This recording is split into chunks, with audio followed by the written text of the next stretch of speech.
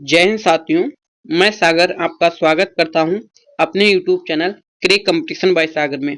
साथियों, आज हम देखने वाले हैं यूपी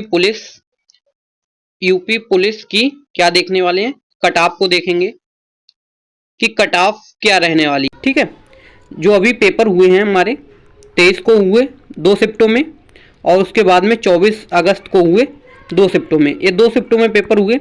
बताऊंगा कि लेवल इन पेपरों का कैसा रहा, किस शिफ्ट का कौन सा पेपर टफ था और कौन सा इजी था। ठीक है, ये सभी बात हम करने वाले हैं।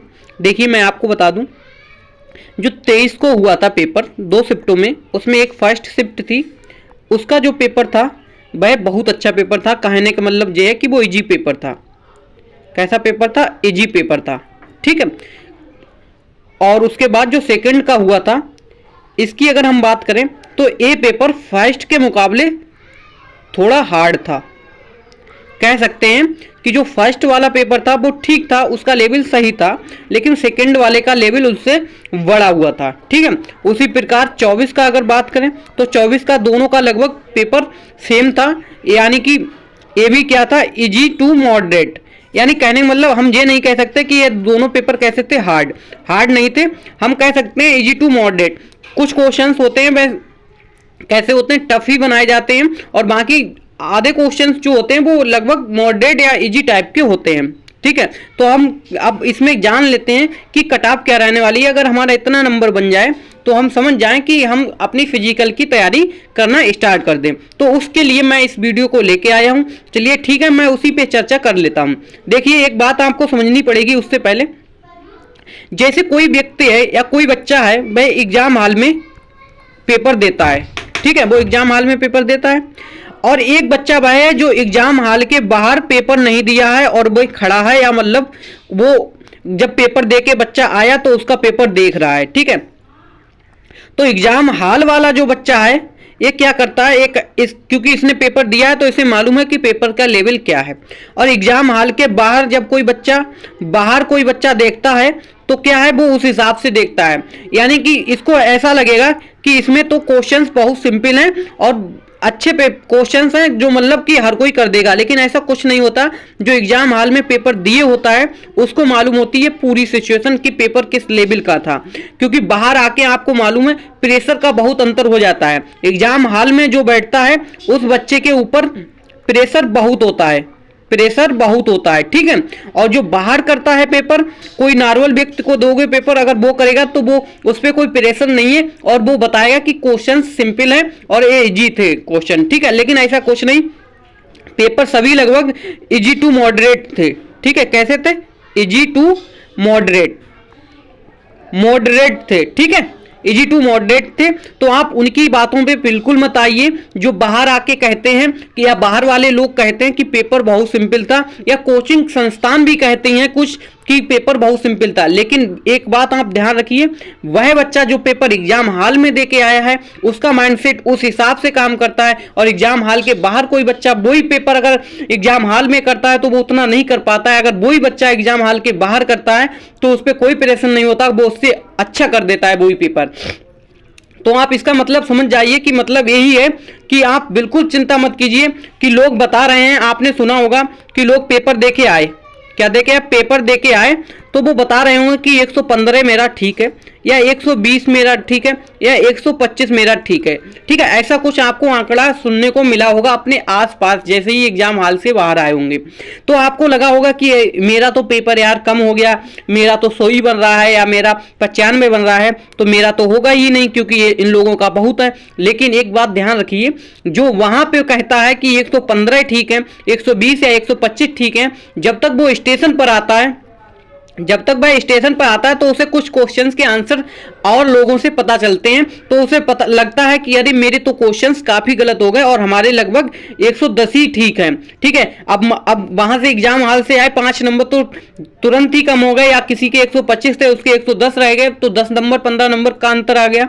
फिर धीरे धीरे वो घर पर आता है, और घर पर आने कर फिर उसने क्या किया, उसने मिलाया तो पता चला कि उसके नंबर 100 ही नंबर बन रहे हैं। ठीक है, या 95 ही नंबर बन रहे हैं, या किसी के 80 नंबर बन रहे हैं।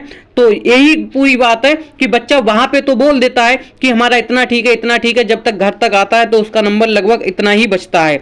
तो आप इस चीज को बिल्कुल मत ध्यान रखिए कि उन लोगों ने इतना इतना बताया, हमारा होगा ही नहीं। अभी से कुछ मत डिसाइड कीजिए, अभी केवल आप लोग ये देखिए कि हमने बेस्ट किया है और हमारा रिजल्ट होने वाला है। ठीक है, चलिए अब जान लेते हैं कट ऑफ। देखिए कट ऑफ का क्या रहने वाला है, जो यूआर मेल का है, ठीक है, यूआर मेल, ठीक है, अगर उसका 105 क्वेश्चन बन रहा है, ठीक है, 105 क्वेश्चन ठीक बन रहा है, तो वह क्या करे, फिजिकल की तैयारी स्टार्ट कर दे। ठीक है, उसके बाद यूआर मेल का, अगर यूआर फीमेल की कोई लेडीज हैं तो वो जिनका 95 है तो वो फिजिकल का तैयार करना स्टार्ट कर दे। अभी तक केवल मोटा मोटा आंकड़ा आप ध्यान रखिए, बाकी कट ऑफ तो जब हम देंगे कंप्लीट, जब पेपर आपके सारे कंप्लीट हो जाएंगे, लेकिन मैं एक मोटा मोटा आंकड़ा आप तक प्रस्तुत कर दे रहा हूं। और जो ओबीसी के छात्र हैं, ओबीसी के मेल हो या फीमेल, तो जिनका भी 90 प्लस बन रहा है, जिनका भी 90 प्लस क्वेश्चंस ठीक हो रहा है, तो वो बिल्कुल मत घबराएं, क्योंकि अभी बहुत पेपर वहां पे किए हैं, नॉर्मलाइजेशन लगेगा, पता नहीं किसका कितना बढ़िया है। तो अभी से कोई भी हिम्मत मत हारिए और अपना रनिंग स्टार्ट कर दीजिए। अगर आपका 90 प्लस आ रहा है, ओबीसी मेल फीमेल कोई भी हो, तो वो अपनी रनिंग स्टार्ट कर दे। ठीक है, इसी प्रकार से बीसी या एसटी, ये सभी लोग देख लें, 85 अगर किसी का बन रहा है, 85 प्लस नंबर बन रहा है, तो आप बिल्कुल निश्चिंत रहिए, आप अपनी रनिंग स्टार्ट कीजिए, क्योंकि आपको मालूम है पेपर कई शिफ्टों में होना है, और पेपर कई शिफ्टों में होना है तो आपको मालूम नॉर्मलाइजेशन बहुत ज्यादा अंतर लाएगा। और किसी का अगर 90 होगा तो उसका 110 100 हो जाएगा या 105 हो जाएगा, इस तरीके से नंबर्स बढ़ने वाले हैं। ठीक है, यानी क्वेश्चंस ठीक होने वाले हैं।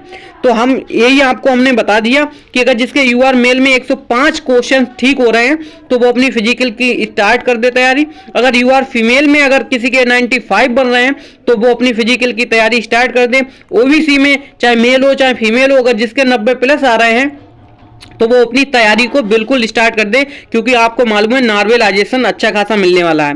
बीसी का और एसटी का, ये सभी लोग क्या करें, ये जिनका 85 प्लस नंबर है वो भी अपना बिल्कुल तैयार रखें, फिजिकल के लिए तैयारी स्टार्ट कर दें। ठीक है, तो ये चीज हमने आपको मोटा मोटा आंकड़ा बता दिया है, लेकिन ये सब संभावित है। ठीक है, अभी क्या है, अभी क्वेश्चन आपके पेपर और होने हैं, तो वो सभी पेपर हो जाएंगे, उसके बाद मैं आपको एक फाइनल कट ऑफ लेके आऊंगा और वह कट ऑफ बिल्कुल ठीक होगी, आप निश्चिंत रहिए।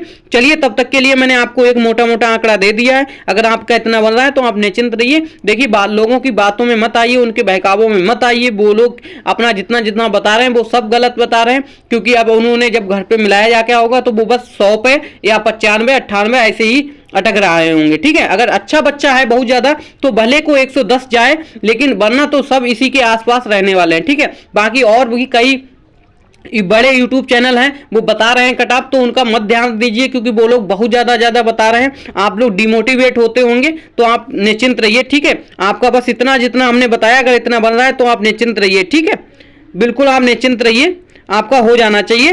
कहने वाला फिजिकल के लिए आप तैयारी अपनी स्टार्ट कर दीजिए। चलिए, मिलते हैं नेक्स्ट वीडियो में, तब तक के लिए धन्यवाद।